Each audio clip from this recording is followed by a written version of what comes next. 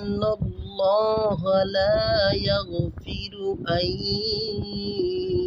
ইউশরাকা বিহি ওয়া ইয়াগফিরু মা দুনা যালিকা লিমান ইয়াশা। নিশ্চয়ই আল্লাহ তার সাথে শরীক করা ক্ষমা করবেন না। এটা ছাড়া অন্য সব যাকে ইচ্ছা মাফ করবেন। আল্লাহ সূরা নিসায় ৪৮ নম্বর আয়াতে আমাদেরকে খুব সুন্দর করে বলে দিলেন, ইন্নাল্লাহা লা ইয়াগফিরু আন ইউশরাকা বিহি ওয়া ইয়াগফিরু মা দুনা যালিকা লিমান ইয়াশা। নিশ্চয়ই আল্লাহ তার সাথে শরীক ক্ষমা করবেন না। এটা ছাড়া অন্য সব যাকে ইচ্ছা মাফ করবেন। আল্লাহ তাআলার কাছে কিয়ামতের দিন জুলুমের ৩টি রেজিস্টার থাকবেন। আল্লাহ তাআলার কাছে কিয়ামতের ময়দানে ৩টা খাতা থাকবেন, জুলুমের ৩টা খাতা। এক প্রকার রেজিস্টার, এক প্রকারের খাতা, যা হতে আল্লাহ কিছুই ক্ষমা করবেন না। আর তা হচ্ছে শিরিক।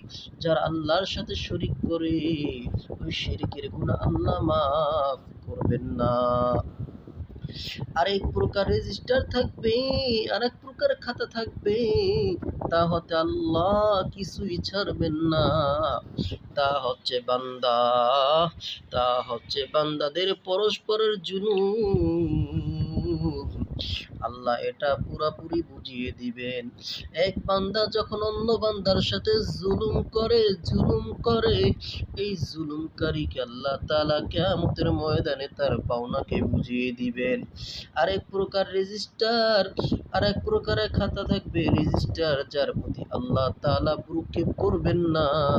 আর তা হচ্ছে বান্দা আর তার রবের মাঝে কৃত জুলুম। এটা সহজ ও দ্রুত মোচনযোগ্য রেজিস্টার, কেননা এটি তওবা ও ইস্তিগফার দ্বারা মুছে যায়, মোচনকারী আমল দ্বারা মুছে যায়। মোচনকারী বিপদ আপদ ধারা এই জাতীয় আমল মুছে যায়, কিন্তু শিরিকের রেজিস্টার তাওহীদ ছাড়া মুছে না। আরে শিরিক করার পরে যদি কালেমা না পড়ে, কালেমা যদি বিশ্বাস না করে, কালেমা অনুযায়ী যদি সে না চলে, তাহলে আল্লাহ তাআলা ওই জুলুম কেউ মাফ করেন না। বান্দাদের পরস্পর জুলুম, মাজলুমের ক্ষমা নিষ্কৃতি ছাড়া মুছে না। বান্দার সাথে বান্দা যখন জুলুম করছে, ওই বান্দা মাফ না করলে আল্লাহ ক্ষমা করবেন না। যেহেতু ৩ প্রকারের রেজিস্টারের মধ্যে শিরিক সবচেয়ে জঘন্য রেজিস্টার, আল্লাহ তাআলা শিরিককারীর উপর জান্নাতকে হারাম করে দিয়েছেন। সুতরাং মুশরিক জান্নাতে প্রবেশ করবে না। জান্নাতে শুধুমাত্র তাওহীদবাদীরাই প্রবেশ করবে, কেননা তাওহীদ জান্নাতের চাবি। যার কাছে চাবি নেই তার জন্য দরজা খোলা হবে না। এমনিভাবে চাবি থাকলেও যদি তাতে দাঁত না থাকে, তাহলেও খোলা হবে না।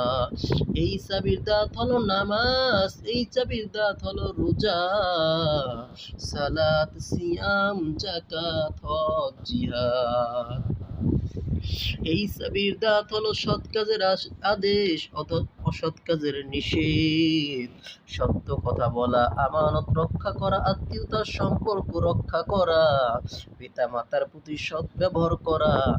যে বান্দা এ দুনিয়ায় উপযুক্ত চাবি নিয়ে আসবে তাওহীদ দ্বারা, আর তাতে দাঁত যুক্ত করবে আমল দ্বারা, সে কিয়ামতের দিন জান্নাতের দরজায় আসবে।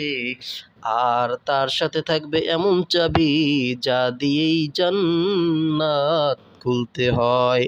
ফলে তাকে জান্নাতে প্রবেশের কোনো বাধাই তখন বাধা দিতে পারবে না।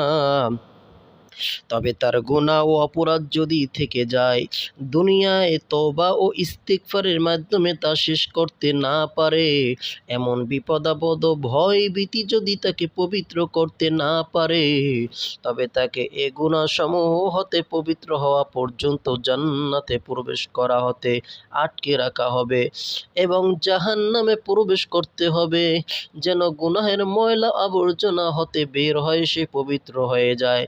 কেননা জান্নাত এমন একটা জিনিসের নাম, জান্নাত হলো পবিত্র জিনিসের নাম, জান্নাত হলো পবিত্র ঘরের নাম। পবিত্র ছাড়া কেউ এতে প্রবেশ করতে পারে না।